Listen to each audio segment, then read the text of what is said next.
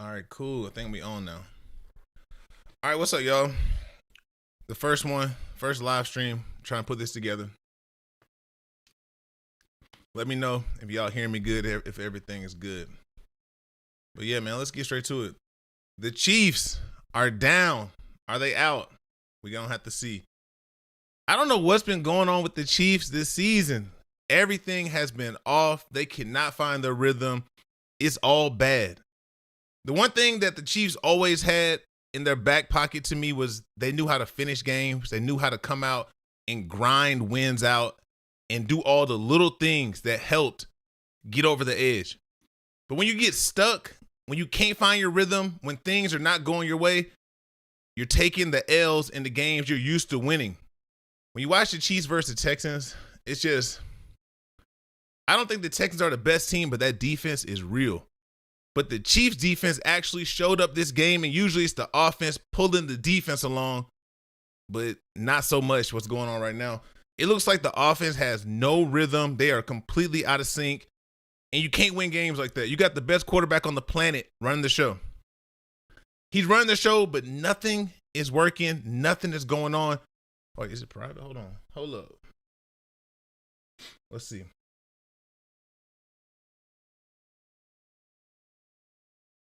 How do you do this? Oh, okay. I see now.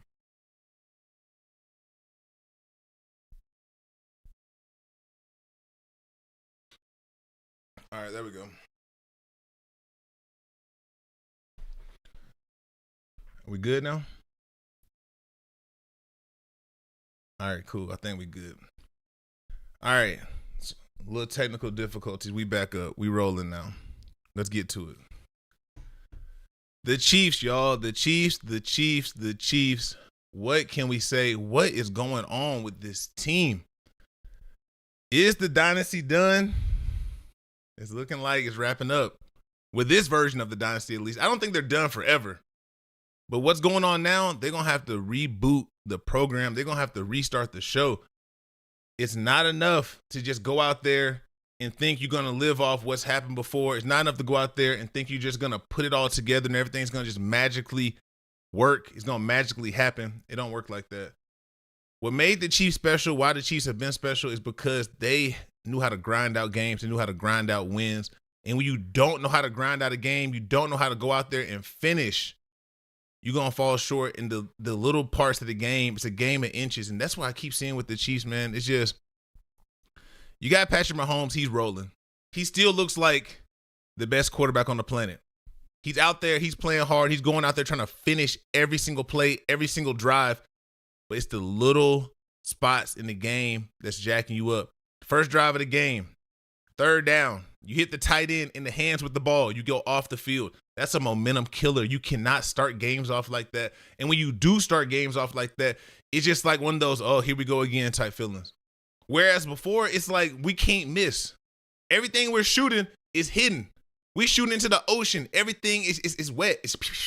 We knocking it all down. When you get in bad rhythms, though, and you can't figure out how to win, that's what bad teams do. In the Chiefs right now, I would say they're a bad team.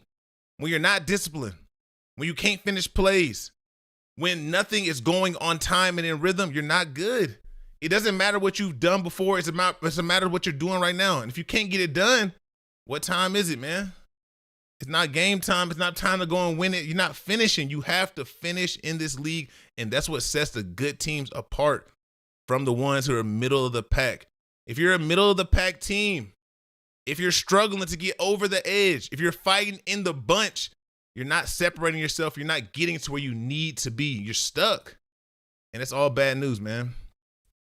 Can the Chiefs come back from this? Can they find their way this season? I don't know. I think they're in a spot where there's not much that can be done. Now, the team needs to be rebuilt from the inside out. You got the most important piece as a quarterback. He's good. Mahomes, A1. The defense needs to be rebuilt. You got to start looking at the little pieces that keeps everyone rolling, that keeps putting, so you can make plays and get off the field to get the ball back in the hands of Mahomes.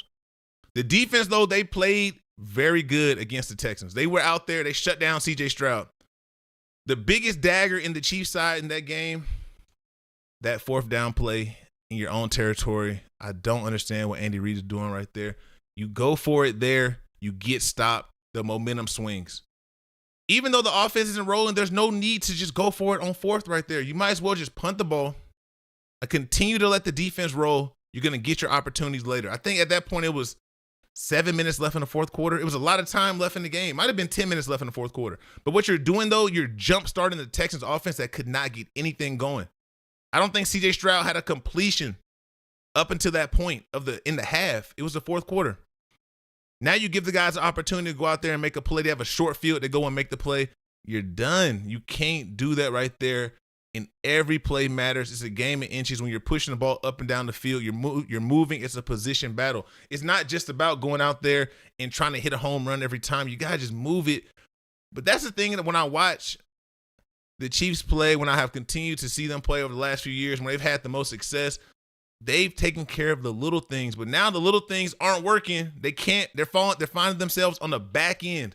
And when you're on the back end, you're getting stuck. Now the little ones you would make, the little games you would come out and be like, dang, I don't know how we won that. You're losing those. It's a 50-50 league. You're sitting at 6 and 7. If you're stuck underneath, you don't have a chance, man. It's bad news. It's all bad news. But look, man, we got a lot we're going to discuss today. I appreciate y'all tapping in. Talk to me.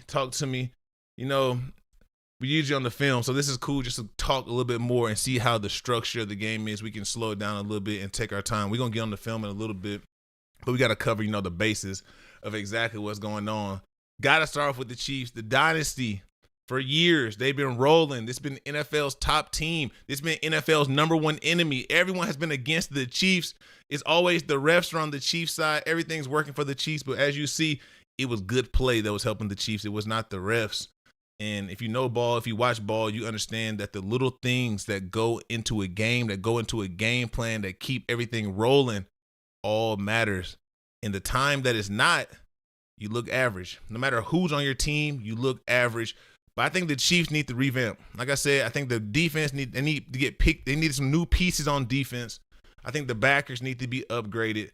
I think that the D-line needs to get upgraded. You got to bring the pressure. You got to be in people's faces. How do you do that? Where do you find that? That's a talk for another day. But it's the little pieces on defense. On the offense, I think it's time to start looking at another tight end, a couple more tight ends, pick up some more speed, athleticism. When you have a guy back there, man, like Mahomes, you're going out there every single week. You have an opportunity to go and win the game because this guy is a true playmaker. It's time to get an offense more in rhythm with the guys playing the game. And all the little stuff that Kelsey's been doing over the years, it seemed like this year it's just slowed up. Everything's moving slow now. It's not the same type of magic because before it wasn't no rhyme or reason to it. It wasn't a called play. It was a field play between Mahomes, between Kelsey. But it seems like the connection has just dwindled down. Everything's fallen off. And that comes with, I guess, with time, man. You can't be hot forever. But just Kelsey just doesn't look like the same type of athlete as he previously was. He's not making the same type of plays. He's not going out there and really just stepping on nobody and putting the moves on, picking up the speed and just going. But all that comes into consideration. It takes a lot of time and effort to go out there and have that same type of chemistry and be hot. You got to stay hot. It's not the same thing.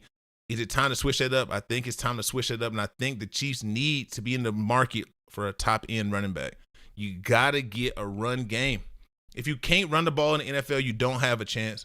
You're not going to have success. It does not work unless you go out there and put it all together, put it on the line, and go and make plays. It's a lot. Is it possible? Is it doable? 100%. It's time to go out there and just revamp it. Once you revamp it, once you build it up, you have the most important piece. But now it looks like the world's on your shoulders, where before y'all been stepping on everybody else's head. It's a little bit different now, though. You got to switch it up. It's time. It's just time, man. And we talk about switching it up. Like I said, we're going to get on the film in a little bit. There's one thing that stands out, what I've seen, what's been going on around. Phillip Rivers, Indianapolis Colts. What are we doing? What's going on? Is this the guy to come and change the tide? Soon as it looks like the things are on the up and up in Indy, the last few weeks, everything's been falling down almost to the ground. Now you got to the point where you got Phillip Rivers coming in, and he's getting an opportunity. He's been at home chilling for the last few years. I like Phillip Rivers, man. Very, very outspoken. He's going to go out here and play his game. And I know you're going to jump at any opportunity you have to come out there and work out and play and see if you can go out there and still do it. Everybody wants to see if they can still do it. But is this the best option for the Colts? I think it shows more of where the league is at this point. Even Phillip Rivers even getting a chance to go out here and run a team again. This is not, I don't know, this is not the 2010s.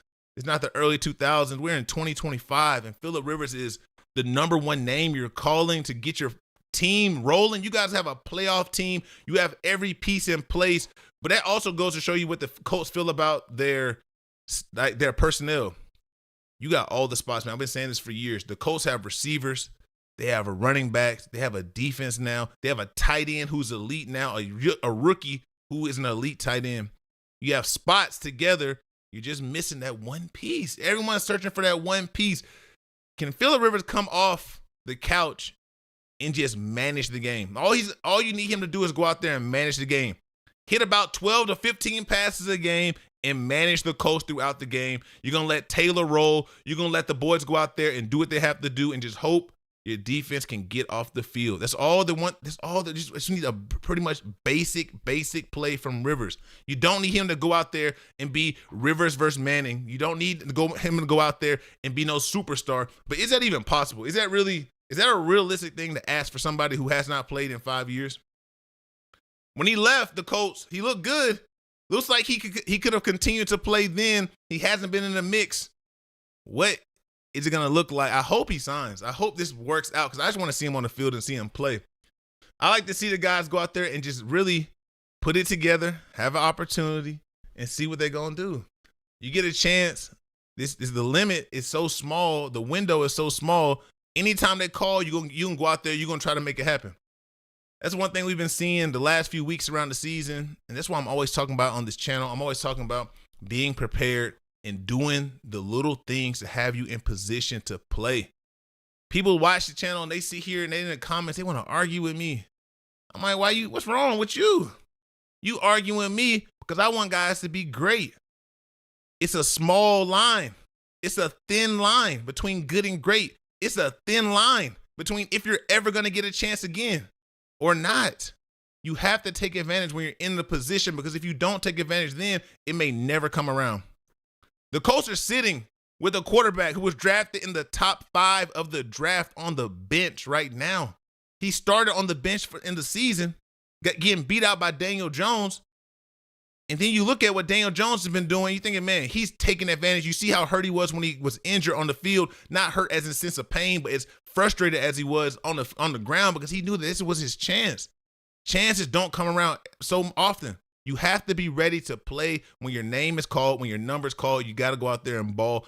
And that's why the Colts have to be scratching their head because truly they were in position to take care of this.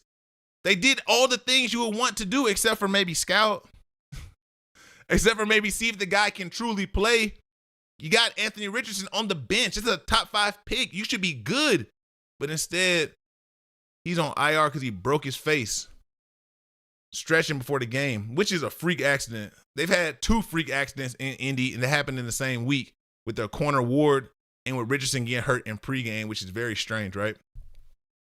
But when you watch how the game goes, you watch how everything has been flowing, how it's been going, you would have hoped that you had your super athletic quarterback ready to go right now, dialed up and out there making plays for your team that you've built from the ground up. The Colts have drafted well. They've put the pieces together well. Like I said, your offense is loaded. Stars across the ball. You got guys who can go out there and hit home runs. That's what every team is looking for. That's what every team wants.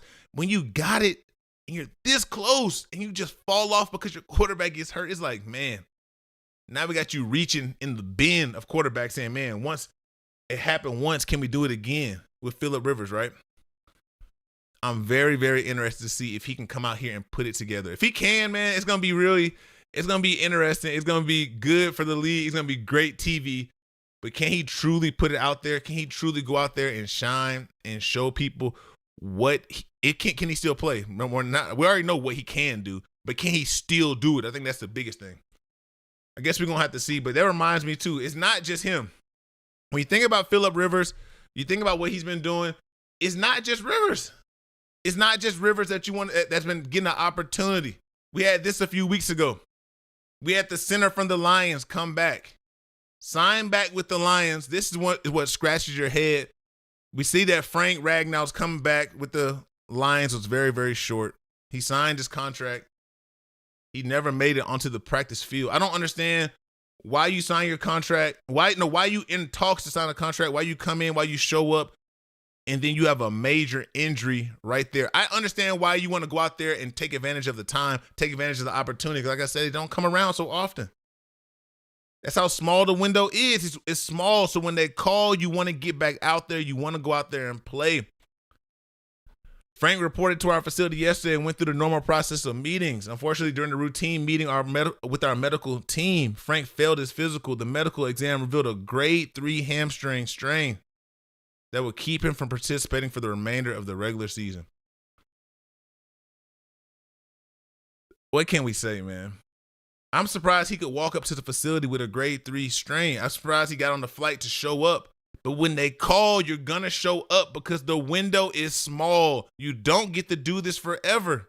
You only have a small window in your whole entire life that you get to compete at the highest level. So you got to take advantage. That's the theme I'm always preaching on here. If you're going to be great, if you're going to showcase how you play the game, if you're going to showcase what to do, how to do things, why not do it at the highest level? Why not go out there and shine? Why are you on the field if you're not trying to be the man? Because you see when guys get a chance, they running and jumping back. Has Phillip Rivers been trying to get back to the league every year since he left? I don't know. But soon that phone ring, yeah, we jumping off the plane. Where you at? We ready. I'm ready right now. Is he really ready? I don't know. He might be. But if he's not, guess what? We're going to show up and do what it do. We're going to jump at the opportunity to go out there and present ourselves because guess what? When you're a competitor, when you love the game, you want to get out there and play. That's why when we talk about what's on the film, that's why when we talk about running to the ball, we talk about playing with exaggerated effort. We talk about playing like it means something to you because it's this small of an opportunity, and once it's gone, it's gone. Let's look at one more real quick. We have another guy who signed. It's been quiet. I haven't heard anyone talking about this guy. Jason Pierre-Paul. JPP is back, y'all. This just that fast. Another guy who hasn't played in years, which is crazy to me what JPP is. This man's done everything you would think would end a career. He blew up his hand.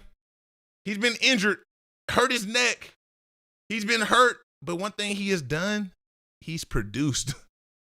When you play at a high level, when you go out there and showcase and show the world that you can play, you will always, not always, you will get a lot more opportunities than a lot of other people.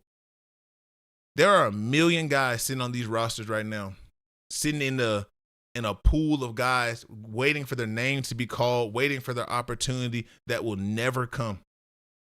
Guys who are fresh out of college, from 21 to 25 years old, waiting for an opportunity, waiting for a second chance. And you have a guy like JPP right here, man, who hasn't played in 2 years, 36 years old, really 3 years, I think.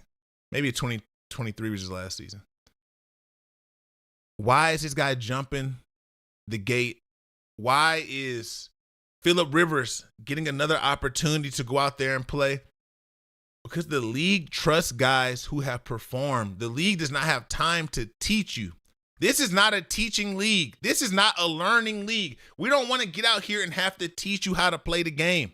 You have to know how to play the game. It's not, hey, man, look, we're going to stash you over here. We're going to wait a couple years. We're going to bring you back. And when you're ready, we're going to take our time and, you know what I'm saying, you're going to come out here and play. That's not how the league is made. No one cares for that. They don't care to have you out there and say, we're going to develop you. These teams aren't developing players. They just need guys to play. So when you touch the field, your clock starts. That's why you have to be sharp. That's why you have to go out there and perform and showcase your talent every single day, because they're always looking for the next thing. Why is JPP getting a call? Why is Phillip Rivers getting a call? Because they have the opportunity to go out there and shine. Because they have earned the opportunity to go out there and shine. They've kept themselves in shape. Hopefully, I don't know, we haven't seen Phillip Rivers. JPP, I'm assuming you in shape. You signed. You on the practice squad. I think, are you going to spend this week against the Falcons on Thursday night? It's going to be interesting to see if he's out there and he's playing. I don't expect him to play this early, but it's a good piece to pick up if the playoffs, you're going to go on a little run. Now it's time to get the body acclimated if you're going to go. And that's a lot easier for a DN than a quarterback in Rivers, because you're going to have to go out there and play every single snap. And they signing you to play. They're not signing Rivers to come in here and take it slow. They don't want a rookie. They don't want a guy who's been struggling to figure out how to play. They had a rookie in there playing. He gets hurt. That's their guy, though. They don't want someone off the street who hasn't been here in camp, who's going to struggle to learn the playbook, who's going to slow us down. They want guys who are ready to go now. If you're not ready to go now, you don't do much for us. We need you ready to go. We need you out here playing ball. That's the biggest thing. And we talk about playing ball. We talk about guys shining and doing what is supposed to be done and finishing and playing. We got to get to something else right here too. There's something that really has been standing out to me lately that I keep seeing around the league, that I keep seeing on a weekly basis on these defenses. It's this man coverage. Why is it so difficult for these teams to play man? Even better question. Why is it so difficult for these coaches to understand they're putting their teams in bad sets? You're straining your defense. You're stressing your guys out. How do you expect to have success? How do you expect to have success when you're going out there, you're playing a game? Your top corner is exhausted, but he has to cover a guy who's at full strength. His energy bar is all the way green. It's more exhausting. It's more, you spend more energy playing defense than offense because you're reacting on defense. You get tired on both. I'm not saying you don't get tired on offense, but on defense, you have to react to someone who knows where they're going. So naturally, it's going to take more energy having to react, having to go and play. After some point in the play, if the offensive player stops, that's cool, but the play's not done to the guys on the ground. So you got to play throughout the whole play, every single play, regardless. If the ball breaks 75 yards across the field, you're expected to run. That backside player on offense, he ain't going to run the whole play. Maybe he should, but he's not. But the thing about this on defense, though, you got to go. When it's time to go, you have to run and be ready to play all of the time. And that's what I've seen these defensives have been struggling. They've been getting stuck in the worst places, the worst cases, and it's been getting them in trouble. It's not always their fault, though. A lot of the time, it's these coordinators putting their guys in bad sets, not having the right system in place to play against these offenses. The offense around the NFL, they have improved. They have stepped it up to another level over the last few years. It seems like these defenses are stuck in place. They're stuck in mud, like their feet. They can't figure out, man, okay, so if the offense is progressing, if they're doing this, if they're picking up the pace, if they're motioning a guy inside the box, if they're doing, you have to pick it up on defense as well. They know you want to play man. But if you're going to play man, you got to get home. If not, your guys in the back, they're on the island. If you leave your guy on the island and you're beat like that, you have no chance. You got to go out there and go. You got to play the game fast. That is the name of the game. Playing fast. It's hard to play fast when you're getting picked. It's hard to play fast when you're exhausted from chasing. Y'all don't believe me? Let's get to the film. Here we go. I have a great tape cut up for y'all right here. Let's get to it. We have the Seahawks versus the Falcons to start it off. What do you see? Jackson in Jigba running away from A.J. Terrell. Look at the space, man. You see Terrell up top, right? You see him right here? He's running. He's going. It's not like he's not trying, but he's beat off of alignment. He's beat off of assignment. Look, man, we're right here. We have this high safety, right? We're manned up across the board. Everyone's manned up. We're manned up. We got the other safety right here low. I want y'all to see what the play action, what it does. We got the backer stepping up. We have the other safety low. You have pretty much a two-man route. Outside leverage, outside leverage. Here's one safety right here. That's Bates. What are you going to do back here when you have the opportunity? You're going to take your time and just hit the wide open receiver. Who is Bates helping? This deep post? What about this guy? On an island. If you're going to throw the ball to your top receiver and he's this wide open, if you're going to have your corner running across the field like this, you don't have a chance, man. You don't have a chance versus this type of offense, but you're going to continue to see the man covered and they're not going to stop. This is just a track meet. This is not about who can cover the best. It's none of that.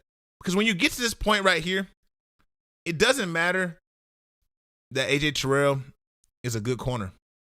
Would I consider him one of the best corners in the league? I think he's in that upper range.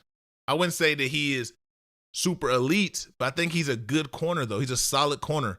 When he gets challenged, I think he can make plays. But when you put him in a situation like this, and it's just a runaway, it's a track meet. What is he supposed to do right here? Where's the inside help? With no help in man coverage, you're just beat. The field has too much space. There's too much grass. It's not an opportunity to go and make the plays, man. You're just stuck at this point. Look at Terrell's demeanor. Does he look like he's in full stride to go catch Buddy right here? Or does he look tired to you? Don't worry. If you think he looks tired there, you wait 2 plays later. They hit the slant. They hit the in breaking route. Is it a dig or is it a slant? What is this? It's a touchdown. That's what it is. Once again, man coverage. You're leaving your guys out to dry with the man. Y'all might be thinking it's the NFL. You got to play man. If you're going to play man, you have to get home, man. That's too much.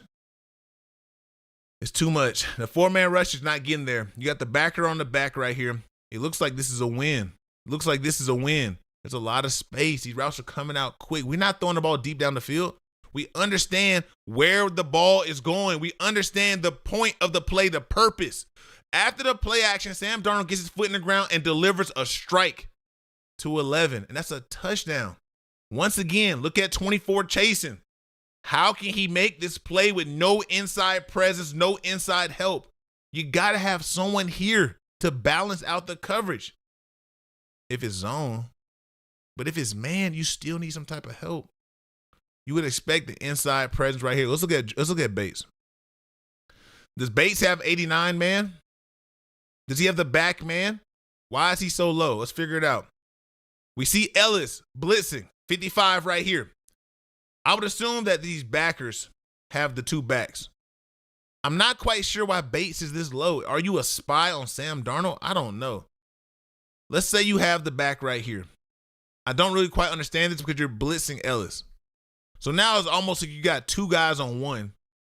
If that's the case, there must be a guy playing the hole right here. If not, it's pretty much just wide open in the middle for them to dump the ball off just like this. This is a too easy of a play. It's a touchdown. How do you expect to win games when you're throwing the ball to your guy like this? He's out here just running free, scoring. These are top guys in the league. This is a top receiver in the league right here, 11. He's a top dog. Not only that, he's been on fire. Great operation from Sam Darnold, throwing an absolute boom, fastball, just like that. You're throwing a fastball to your guy across the middle of the field. It's a home run. 24, come on, run. But guess why he's not running like that? He's tired. He just ran all the way across the field chasing 11 over here. Now you got him running back across the field. What do you think the Seahawks are doing? They have game planned this. This is not by chance. This is not by luck. When we're seeing that you're stuck in man, when we're seeing that you're playing outside leverage with no help underneath, we're letting the ball fly. We're challenging you. We're throwing the ball to our guy who is on fire, having a great season. The Seahawks have really having a great year. Can they finish? We're going to see. But look, I want y'all to see this right here. What do y'all see on the defense? Does this look like confusion? Does this look like people who are set and understand what they have going on? Think about it, man. One more time from the top. We got Cooper Kupp right here. First off, what personnel is this? This is 11 personnel. You got tight end, receiver, receiver, receiver. There's the back in the backfield right here. He's in the dot. There's Sam Darnold underneath the center. We have a 3-man surface right here. 3 receivers close. The Atlanta Falcons are once again in man coverage. Man coverage. 2 high safeties, but we're manned up, right? Okay. With this motion across from Kupp, what are you getting right here? You're getting movement from 20. This is D Alpha right here. This is a young gun. This is a top dog in the making. I'm telling you. Get them Brinks trucks ready. This guy can cover, man. I'm trying to tell y'all. But when you get put in bad sets, it makes it look like you can't. But that is my issue with these defensive coordinators putting their guys in bad sets. But let me tell you right here, if you're expecting a big play on this one, you're not going to get one. This is a setup play. Once you see these guys motion, you see the confusion. What do? It's a run. Great play by 20. You almost make the play alpha. You don't. But guess what they saw, though? They see this movement underneath. They see these guys looking confused. They see that someone is running with 10. If you're running with 10, what more than likely are you in? Man coverage. That's why we're running here and we're running back. We're checking the coverage. Look at 14's eyes. We're reading what's going on. Now that we see that these guys are moving around, they're trying to check. It's indecisive play. They are confused. We have switched the alignment between the 2 backers. The nickel has come to the other side, and he is blitzing now. I think that 55 was going to hit it from this side before. Now 20 comes over here. He's going to run a blitz. 55, you play to this side. You play this man. That's what it looks like how it played out. But this is a matchup problem once again. We already saw what happened with the matchup problem against, what team was that when they played? Was it the Panthers? We saw what happened with the Panthers when they put T-Mac on the outside on 55 and he got cooked hibachi style. Now, you're in this situation once again. 55's on 10, right? But guess what? It's a run. What do the Seahawks do on the next play? Play action versus the same set. It's a walk-in touchdown. How do they get to this set? What are they in? What do y'all see? We see motion. Once again, what personnel is this? 11 personnel. Tight end, receiver, receiver, receiver. There's the back. There's Sam Darnold. Here are the Falcons. In man coverage. We are manned up once again. Right here, safety. Are you walk down that tight end or is this our tight end? We're going to see. We see motion. What do we have? 20 running once again. Remember the last play, right? That was literally the last play before this play. That was a setup play. We just gauged what the defense was doing. We're on the headsets talking and saying how they are trying to relate to the receiver. We have something that beats them. If they come out in man again, we're going to get it. And guess what? You gave them exactly what they wanted. You've been showing on film that you run a heavy man in the red zone. You've been showing on film that you continue to run a lot of man. And guess what? You're getting toasted, beat down. No chance. Sam Darnold runs a play action. What do you have? Look at this side. The B gap wide open. 55 runs through the B gap like he's going to hit something. Like he's going to smack something, right? You have 10 inserting through the B gap, which is odd. Why is a receiver running through the B gap, you ask, which is very, very strange. That's why this B gap is so big. It's by design, not by chance. When Cooper Kupp inserts through the B gap, you see Jackson, Enigma, Smith, Enigma. Did I say that right? Running a slant. This is a pick route right here. We're picking the DB naturally. It's smooth. We're not getting a flag called. It's a smooth pick. And what do you do right there? You create a rub. You create trash. 20 can't get through it. You're beat off the alignment. This is an easy throw from Darnold to Kupp. And what are you getting? A walk-in touchdown. When you make the game easy, it's easy to win. The Falcons are putting themselves in the front in a defense that's making it very difficult for them because you have to first run across. You have Cooper Kupp lined up right here like this is a queen set, I formation queen set. Like now, looks like they're in 21 personnel, but it's still 11. This is a receiver, not a fullback. It's not a tight end. But he's going through the B gap. What a play design. Why are you beat off that? Guess why? You got outside leverage, right? You got the first thing. You got him to the flat. You're going to cut off the outside. You're not going to play from the inside. First off, you got a man on the inside. You're going to play on the outside, but you're not looking ear hole. That's a block. He don't run routes like that, but it's clean enough for them not to call the penalty, right? Yeah. Now you get 10 to the flat. Just like that. You were beat. These DCs are getting their guys beat. Why does this continue to happen? Why is no one seeing this? Why is the film not being watched? You've already got toasted against the Panthers out of all people. The Panthers beat you doing similar things like this. That's why I'm saying the man coverage. There's a crisis going on around the league. There's a man coverage crisis. But let me tell you, it's not just the Falcons. It's not just y'all, man. Don't worry. It's not just y'all.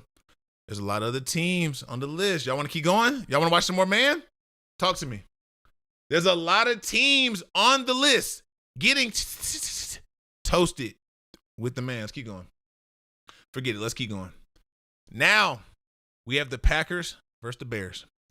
I want y'all to see this right here. Jordan Love drops back. He wants to throw the ball, but he can't get it off. Why? It's a 4-man rush. It's playing out. Looks like, man, you got guys on guys. You got bodies on bodies. I don't know if this is a match zone or if this is, man, we're going to see it from the top angle. But one thing you see right here, big dog in the front right here, 50, right? Making a play. Getting Jordan Love off his spot. When you have guys who are hunting, you can run a 4-man pressure and get to the quarterback. Good things happen. But I want y'all to see the back end. I can't tell if this is man right here with a 2-high safety. It looks like it. It looks like it's man right here because everyone's locked in, right? I want y'all to look at Watson. Y'all tell me about this man coverage. Look at 26. He's on his horse. He think Watson's about to run him out the gym. Uh-oh, I got to go. I got to go. Once you reach that sight line, it's gone. I got to go. Guess what? We send that down. But the ball can't be thrown because there is pressure. This is open, though. You got to get home in man. I just want y'all to remember that. In man coverage, what you're asking your defense to do is cover guys with a lot of space with no help. You're by yourself out there on the island. If you don't have dogs on the inside like this, Grady Jarrett hunting. You don't have dogs on the inside like this. 98 right here hunting, finishing the play. You're stuck. Sweat and Jarrett right here finish this play. What I want y'all to see, though, about zone coverage, you saw the man was open. Now let's look at zone real quick. When you're playing zone, you don't have to be as perfect. You just got to drop to your spots. If the rush does not get home this time, the rush is not quite there. The big boy's doing a great job protecting Jordan Love, right? And when you're protecting your quarterback, you got time for him to sit back here. You're expecting him to hit something. But when you run a zone, there's not much space. If everyone's dropping accordingly, if everyone has their eyes in the right spot, look at 26. You've dropped, but you're also feeling that you may have to break up. Because in zone, you want to play top down. What does that mean? We want to play from the top and break down. We don't want to ever be running back with the guy. You're beat then. This is great zone coverage right here. Jordan Love wants to fit this ball into this receiver right here. But guess what? This underneath defender, he can't tell the distance. It's a depth perception issue in zone coverage. So when Jordan Love sits back there and tries to lob this one up, he does not even see him. He wasn't even trying to lob that one up. He just threw a gift to 35 right here. I think this is Gardner Johnson, right? He throws a gift to him. But how is that caused? Because of the zone. He's seeing 46 run up the middle of the field. Let's go back some. He sees 46 running. He's thinking, oh, man, this dig is open. 46 is vacated where he's going. He has turned his hips. He is running. Why is he doing this? Can someone tell me why he's doing this? Because in cover 2, you're always going to open to the receiver's strength. You got 3 receivers over here. That's the strength of the offense. The receiver strength is to the offensive left, the defensive right. He's running to the receiver strength. He's going to be vertical until number 2 sits down. You got to take 2 vertical. You got to run with that because look at these safeties. They're split. They are wide. It's cover 2. Jordan Love is looking. He sees the linebacker right here. He's running. He's thinking, I got him. I got him. The dig is there. Completely losing sight of 35 for an easy pick on 3rd and long. Zone coverage is the way to go. You got to play it the correct way. When you understand how to play the zone, the ball, if you understand how to play the zone, you will find the ball. The ball will find you. You will interrupt the process between the quarterback and the receiver because you're in the throwing lane. He can't fit this ball in. If he throws it high, he has to put it over your head. If he puts it over your head, guess what? It has to be a perfect throw because you have a safety over the top. The zone coverage is the way to go. You got enough athletes on the field to go out there and shut down the field. When you're playing man, you better play sound. You better play with the correct eyes. If not, guess what? You are beat, my boy. If you don't play with the correct eyes, you are beat. Yeah, you looking in the backfield. 24, you looking over here. These are y'all 2 guys right here. Y'all are beat. Both of y'all are beat. Y'all about to run into each other. You got to switch this off. You got to be able to talk and communicate with guys on the line. What type of set are they in right here? What are the Packers in? Talk to me. The Packers are in 13 personnel with a big boy on the field. Extra O lineman right here. So it's playing out like tight end, tight end, tight end. Receiver, there's the back. But let me tell you this, though. It looks like run, doesn't it? Why else we have this big boy in the game? Because we're running the ball, right? The big boy down right here, lined up like a tight end, but we know he's a tackle. He's not supposed to get the ball. We're not going to run a route to him. He's in the game to block. That's why you have to have supreme discipline in man coverage. If you're not in the right place, if your eyes aren't in the right spot, you are beat. One high safety right here, right? Look how it plays out. Quick play action. Gotcha. Gotcha, 24. Why are we even looking in the backfield? The man coverage is getting these teams beat. It's getting teams put in bad situations. It's continuing to happen over and over and over. If you don't get out here and play it the right way, you're just beat. You're toasted. How do you stop this? How do you eliminate this? Well, you 2 can talk at the beginning of the play and combo this. You can say, I got first outside. I got first inside, right? You could say, I got vertical. I'm going to the flats. Whatever high I'm getting. But you guys got to mix up the alignment. If y'all on the same level, you're beat. You're going to be beat every single time because you're too close. You have to be staggered. Now let's think about run responsibilities real quick. If this you're in man coverage, so it's 1 man, 1 gap. Every man has a gap. 24 is outside, 35, 94, 9, 99, 48, 97, 45, 93. But it looks like they're slanting. So it looks like 97 is going here, 99 is going here. Let's see how it plays out. Yep, they're moving. The gaps move. You have a stun on. That's fine. But guess what? Every man still has a gap, right? It's a little bit of confusion right here. But every man still has a gap. You're gapped out. You're good to go versus the run. 24 is getting a little greedy, like he going to go make this play on the outside. But you got to remember your responsibility, your number 1 responsibility. Even if y'all combo this will be your man. 35 man blocks. So really, he should go and hug his man right now in zone coverage. But instead, because he does not do this, you create 2 levels. Y'all both beat off y'all's eyes more than anything else.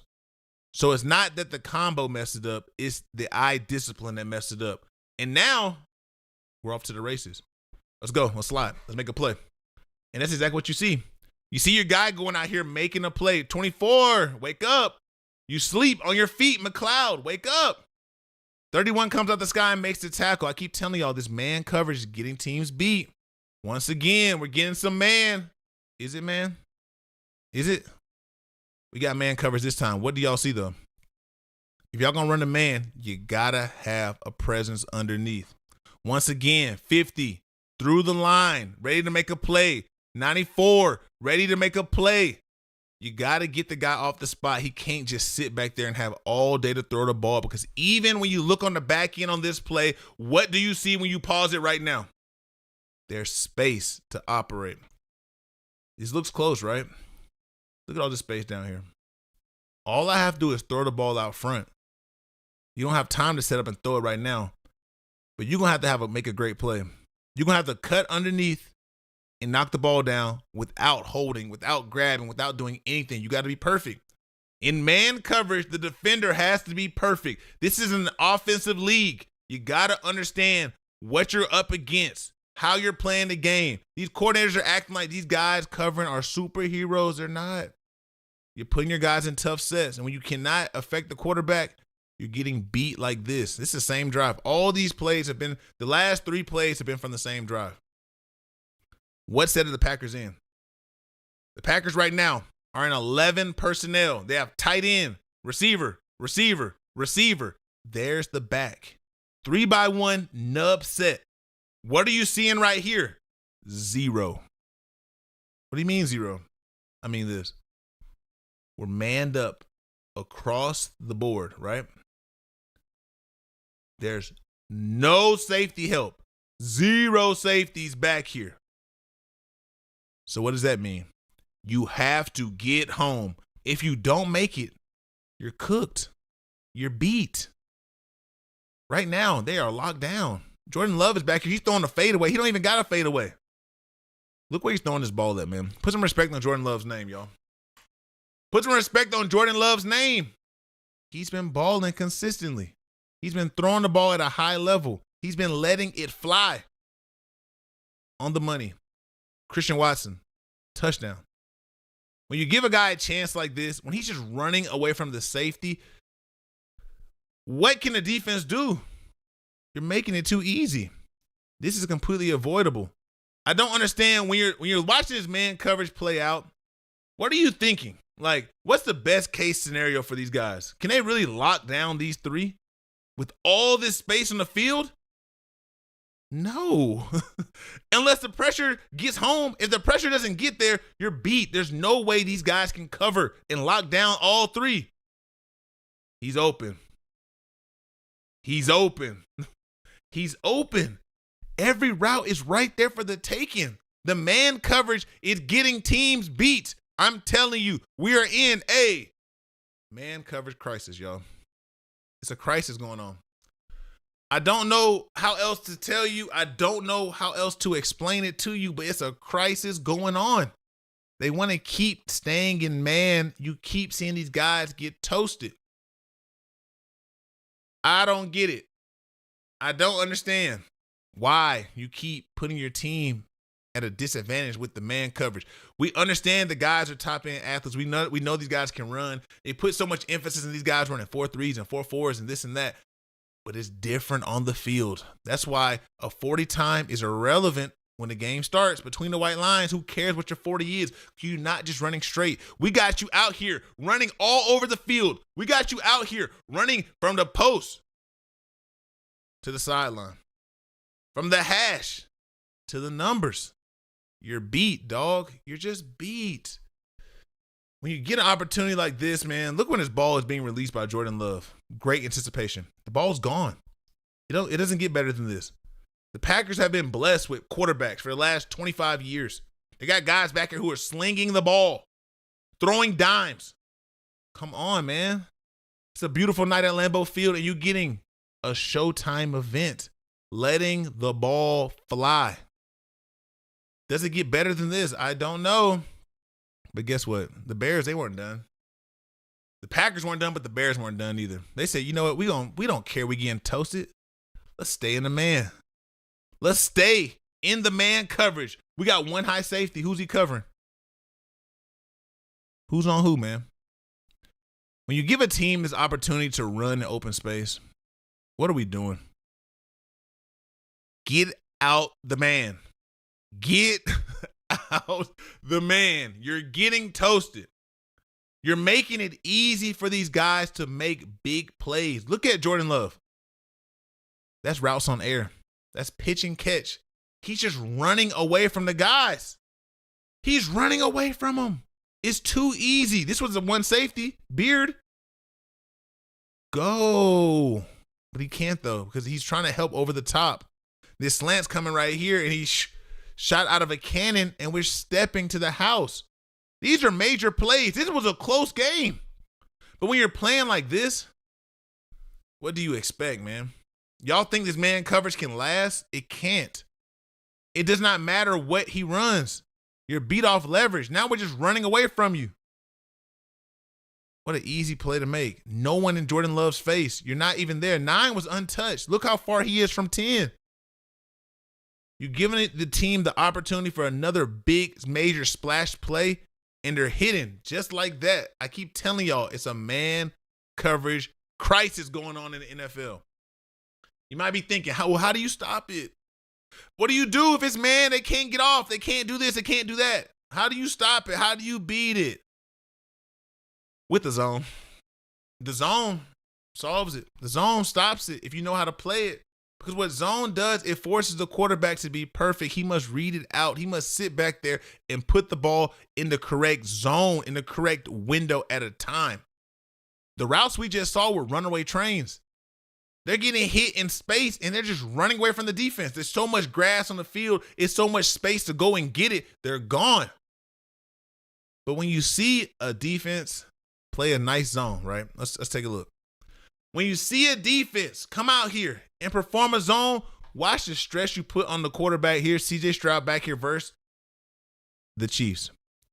The Chiefs defense played a great game to a certain point. They were solid in the second half now. They were solid. They did enough. The Chiefs offense let them down. I want y'all to see right here, though. Look at CJ Stroud. Look at the double clutch. Y'all see that double clutch? Let's see why the double clutch was caused. Look at 32. He's dropping, right? He's dropping. He's taking this receiver right here, vertical. Once again, we're getting a 2 look, but I think this is more of a 4 than a true 2. Why? The safeties aren't as wide. You have the corner sinking deep right here, right, instead of playing low. And when 3, this is the number 3 receiver. When he gets vertical, he passes through. 32 balances up. Truly, he should push through to this next spot. Or just stay flat right there. You're Gucci. You're good. You're in a great spot. But he's not the one who makes the play. Watch this guy right here. This is the difference maker. You got CJ Stroud reading it out. Taking advantage of all the time that he has in this clean pocket. What do you see? You see him look back here. You see this defender right here. Look at the time. Look at the difference, the spacing. This is 5 yards. This is 8 yards. He's 8 yards in front of the receiver, right? At 8 yards, you would think that's enough space to fit the ball in. But you have to understand, in zone coverage, the quarterback cannot tell the depth when he's back there from the defender to the receiver. It looks like 8 yards here. It looks like a good distance. We're going to see from the back angle what it looks like from the quarterback. Stroud double clutches. He overthrows the ball. This guy's open. 32 spinning around, twisting around, like spinning around his head like a helicopter. North Carolina stand up, right? P.D. Pablo. But this guy is beat. There's no need to man turn in zone. That's why I think it's 4. Look at these guys are close. Balance up, Bolton. Balance up your Gucci. No need for all that. You create an extra gap by sinking, by floating, actually. Just sit. It's open here, but you can't get the ball there, right? Because the ball's gone. You thought the guy was underneath you, airmail it. This is a perfect picture of zone. Look at Stroud. See that double clutch? The zone is forcing this. Look at the low defender right here. This is who is forcing CJ Stroud to double clutch. He sees him at the last second. Now he sees he's sunk. Now he is moved to the right. He thinks the zone's open, but now we out of sync. We out of rhythm. The ball flies. This is a wide open throw, wide open lane, you would think. But that little bit of body presence threw off CJ Stroud. It does not take much to throw these quarterbacks off the receivers. It's the body presence. Look at 32. A beautiful angle to see it right here. We have a low defender playing with great vision, great presence. You off the eyes. I would like for you to identify a little bit faster because CJ Stroud does what he needs to do right here. He moves you. But from this angle, you are right in the throwing lane. He wants to let it go. But guess what? That double clutch. That little bit of movement. If you would have stayed right here 32, you were in a perfect spot. You didn't have to move. You have help on the outside. You don't have to move. He didn't move you. Don't panic. Just stay right here. You're good. You're Gucci. Everything is straight. Overthrow. Out of sync. Out of rhythm. How do you get there? You get there because the man throwing the ball sees you in a lane because the zone is playing the right way. Technique sound. The correct spacing. 32's in the middle. Sit down bold. You don't have to skate. Just sit down right here. Help over the top. Outside help. You're underneath. You've created a little box, right? You guys have a box. There's nowhere to go. That is why zone is the key. It's the one thing that changes it all up. And as we talk about zone, we talk about a quarterback who went out here and destroyed man coverage this week. We got to keep it rolling. Let's get to it. Shedeur Sanders, y'all. A guy who went out here and shined when the lights came on against the Titans.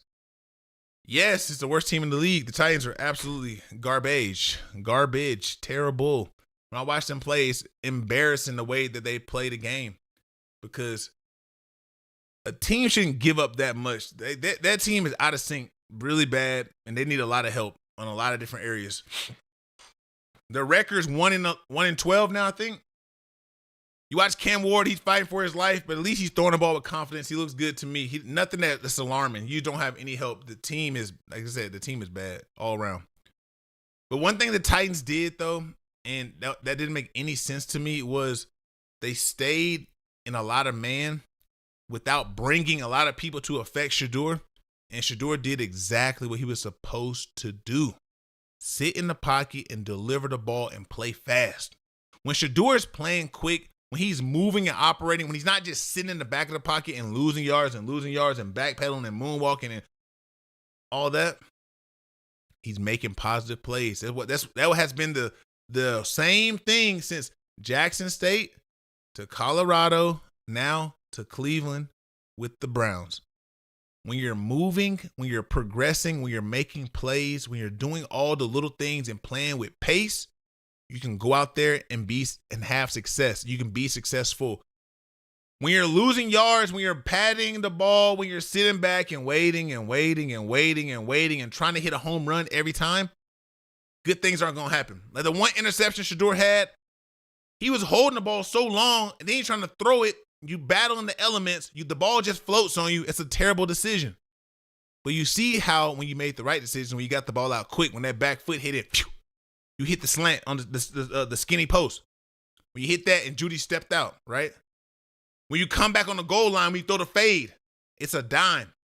When you hit Njoku, it's a dime.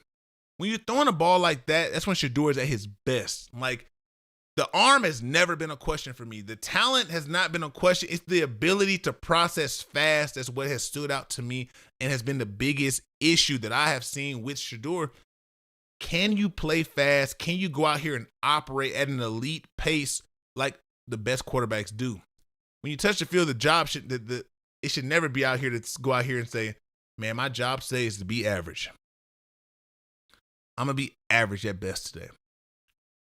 I'm going to dump it off. I'm going to hold it. I'm not going to try to do anything with it too much. I'm trying to go make a play, hold around, scramble around. No, just go and deliver the ball. Play on time, play in rhythm. If the offense is bad, let them see that it's bad. Don't let it be on your shoulders that it's bad. You go out and operate, because when it looks bad and you can see it looks bad and everyone knows it, there's no denying it. When you're having a game like this, you throw for 364, it's the end of the game. They need you on the field to win it, and you on the sidelines. There's no hiding. You can't hide it now. The world sees what's going on. So if the world is seeing how you're operating, if they see how you're playing, if you're making plays, leave that up for everyone else to discuss. You don't got to worry about it. And that's been my thing with Shedeur. It's like so many people have had so much to say about Shedeur because he is the most like polarizing player in the NFL.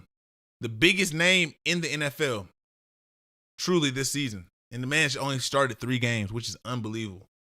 From jersey sales to attention, it's unbelievable that this quarterback who was drafted in the 5th round is demanding so much from the league. But it's a great story. It's interesting. It's exciting. It seems like every day there's a new twist and turn to the story. I don't know what's going on. Excuse me. Because really, when I watch Shedeur, it's like watching we're watching like a soap opera unveiled in front of our eyes. I saw last night that Kevin Stefanski's granddad was the reporter that Dion threw water on in 1992 when he played for the Braves. So the beef has been that Kevin Stefanski has been upset, mad about. Like, where do these storylines come from? And that's a true story. That was really his granddad. He threw water. Like, come on, bro. That is wild. But it's like, as the NFL, though, you hit a home run. You want a storyline every single day, and this guy's bringing the storyline. And when he's playing the game at a high level, it only helps everything else around him. It's just, what are they doing in Cleveland? It's clear that they have an agenda, but that's been from day one. We've all seen how that's unveiled. My biggest thing when I talk about Shedeur is being sharp and taking advantage of every single moment, because if they don't like you, they're going to find every reason to stack the world against you. So you have to go out there and play the game and make plays and showcase yourself at a high level. You can't worry about all the little stuff. You can't go out here and underperform. You got to perform. You got to go out here and make plays and showcase what you can do and how you play the game and do the little things right, because truly everyone's waiting for you to take a sack 20 yards deep. They're waiting for you to hold the ball too long and throw a pick. They're waiting for you to go back there and fumble the ball when you're getting hit. They want to see you lose.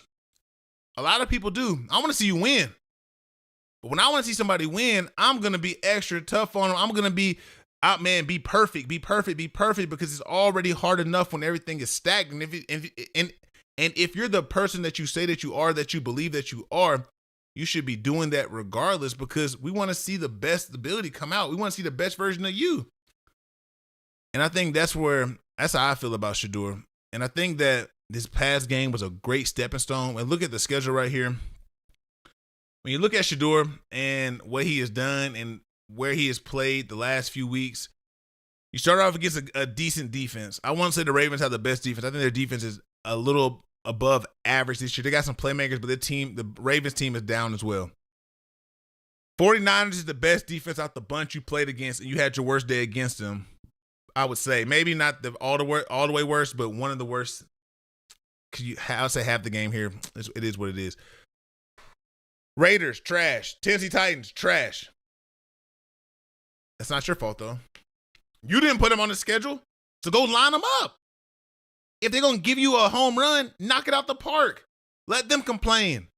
But you got to be sharp, though. You always have to be sharp. You always got to be ready to go, because you don't know what's next.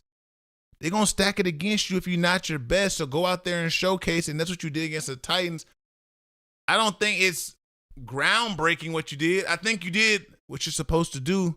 You played a full game against the worst team. You put up great numbers. That's what you're supposed to do. That's what top quarterbacks do. You put up the numbers that showcase you can play. You also had some help on your side. When you hit a running back, he go for 60. You have a lot of splash plays that add the numbers up. But at the end of the year, no one's going to sit here and say, oh, this and that and this. You hit a few screen. Well, I'm going to say it because I like to look at the numbers deeper than just the actual numbers. But the majority of the media, they ain't going to say that. They going to say, oh, you got 769 yards right now. They ain't going to say, oh, 300 yards is from screens. They don't, at the end of the day, it don't really matter. But you got to hit those as well as the other plays. The one to Judy, beautiful ball. The other balls you threw to, like I said, to Njoku, to Fannin, beautiful passes. They're on the money. They're in rhythm. They're on time. Only where your guy can catch it, contested places, and you hit it. Continue to showcase that you hit the ball like this. You can throw the ball like that, and you're winning games. There's nothing anyone can say. When the world's stacked up against you, you got to showcase your talent. You can't sit back here and complain and people this and that. I think like the chatter around Shedeur is really crazy. and the comparisons are crazy. I'm happy that he had 364 against the Titans. Does this tell me he is the Browns' starting quarterback of the future? Maybe, if you can continue to this type of trajectory, if you can continue this type of play and win games. There's another quarterback on this Cleveland roster who had his best game ever against the Tennessee Titans. You want to take a guess who that was? The other quarterback on the Cleveland Browns roster who had the best game of his Cleveland Brown career against the Tennessee Titans is Deshaun Watson. I just say that to say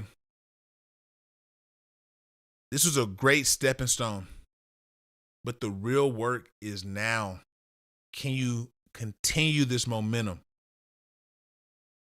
The league is not going to hold this as some gold platter for you. They're not going to do that.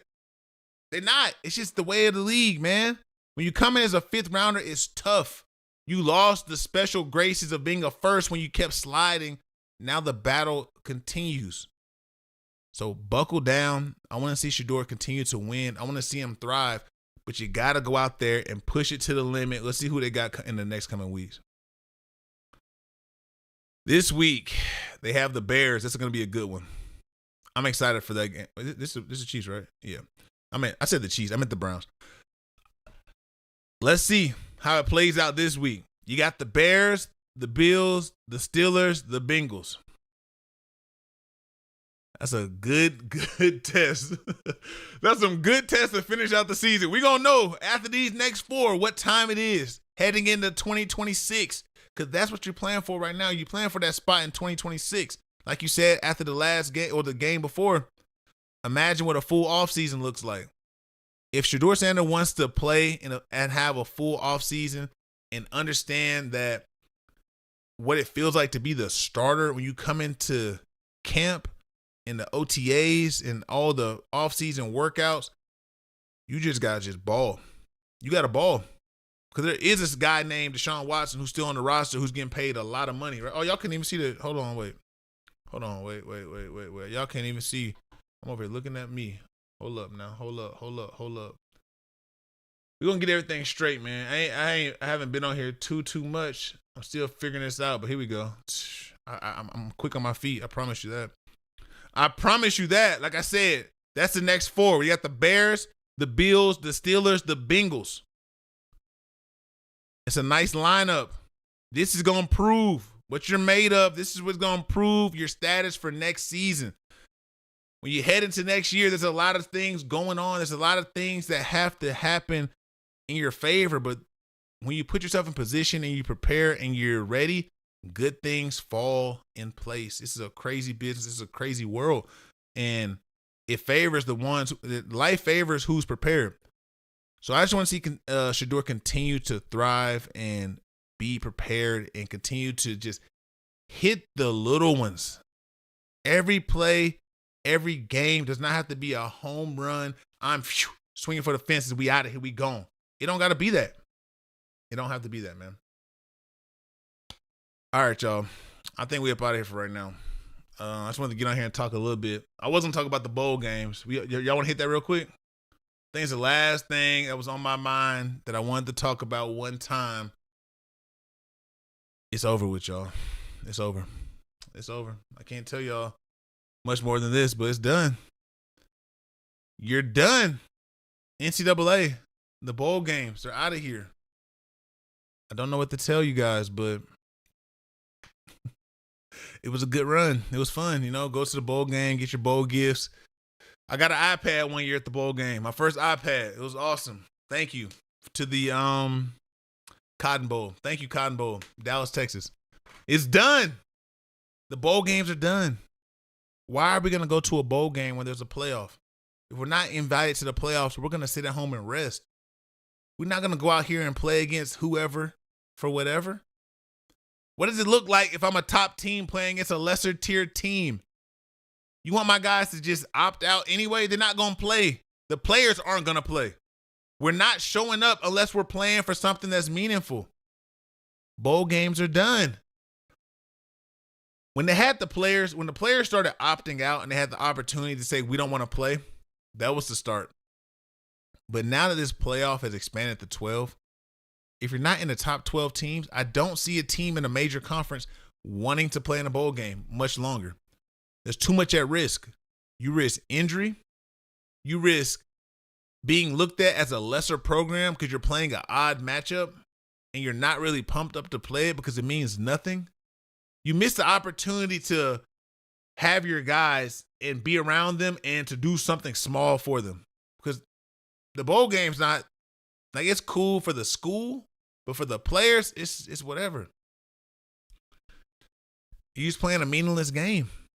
But if you say we not playing, let's just get focused on something else. You got a chance to re-recruit your guys, keep them in the building, talk to them, come up with a plan and say, look, guys, we're going to stick to this. We're going to stay right here. This is what it's going to be moving forward. But as we have seen with Notre Dame saying, we're not playing. We have seen other schools say, we're not playing. Notre Dame was the biggest. I don't know if if BYU is playing in a bowl game. Maybe they are. I don't know. But, oops, wrong one.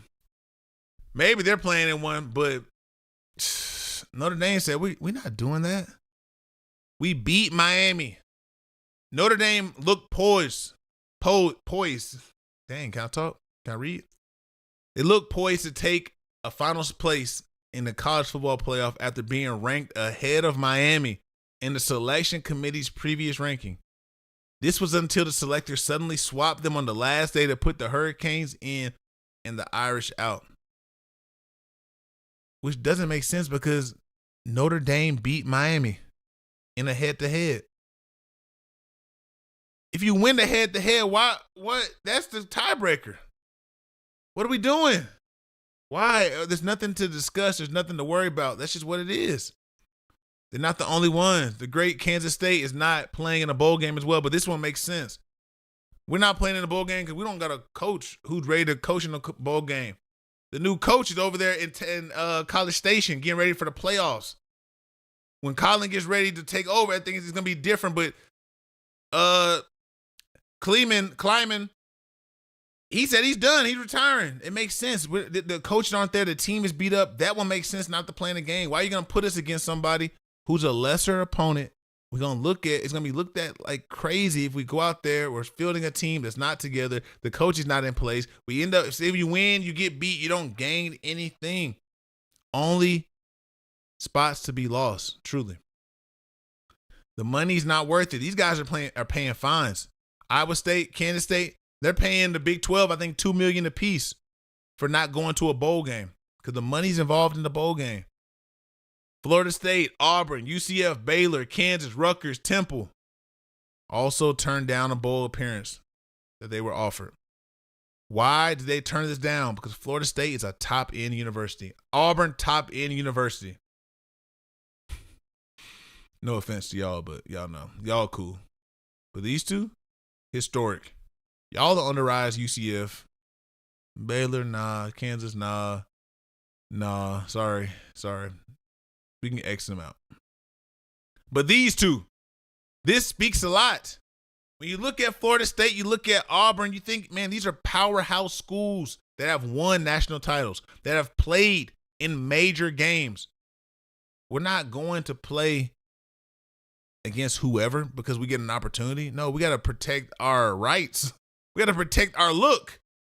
If guys are trying to commit here, what does it look like if we're playing against a smaller opponent that's probably going to go out there and this is going to be their Super Bowl? They're going to try to knock us off. We're not doing that. So with that being said, that's the end of the bowl games. Do y'all believe that Notre Dame was left out because of their TV rights deal?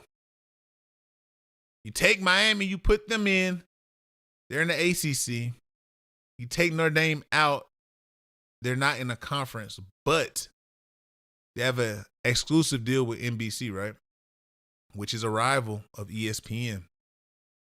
The money of the teams who get into the game, you bring that money, you break it down, you bust it up with your conference. They're going to pocket that money. I'm sure they will bust it up with NBC. Is that a conspiracy? It makes sense to me. Follow the money.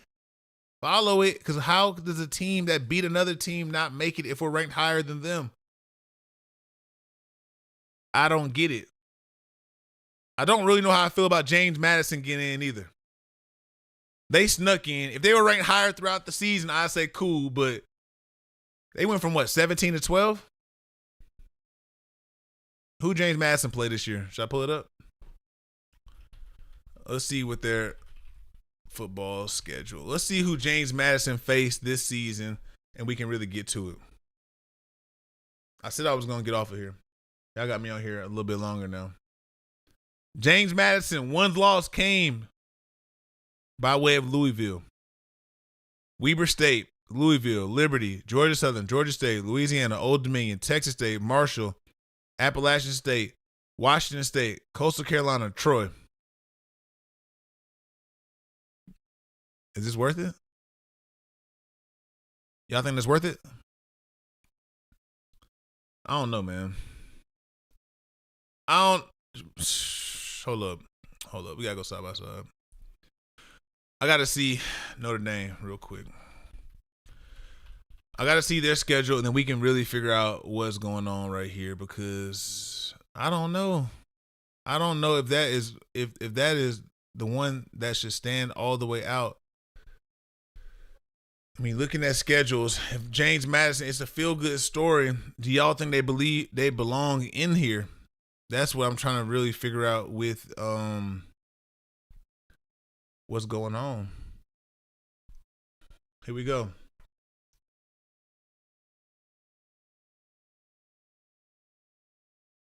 All right, there we go. We got Notre Dame. They lose two this year against a red hot Texas A&M team and a Miami team to start the season off. After that, they ran the table. Miami, A&M, Purdue, Arkansas, Boise State, NC State, USC, Boston College, Navy, Pittsburgh, Syracuse, Stanford. Weber State, Louisville, Liberty, Georgia Southern, Georgia State, Louisiana, Old Dominion, Texas State, Marshall, App State, Washington State, Coastal Carolina, Troy. I like the opportunity of bringing a smaller school from the Sun Belt into it. They got one loss. But we're talking about strength of schedules. I think that's when you start battling and saying, come on now. A 3-loss Alabama got in. They got beat by Florida State. I think BYU should have had that spot. There's a few teams in the college football playoffs that's looking kind of shaky and looking kind of funny under the light. We're going to see, man. I hope James Madison comes out and sets the world on fire against Oregon. I have not seen them play a single game this year. I want to see how they're going to play. I haven't seen them play. Y'all let me know what y'all think about them. But yeah, man, we done for right now. I appreciate y'all. I'm going to get on here more often. This is kind of cool. I like it a little bit. It's smooth. It's cool. Nothing crazy. You know what I'm saying? But yeah, I'm going to holler at y'all. Y'all keep going. Y'all keep rocking with me. Let's keep going. We got more ball to talk, more games to watch. You know what I'm saying? You already know how it's going down over here. Y'all with me? All right, then. Blah.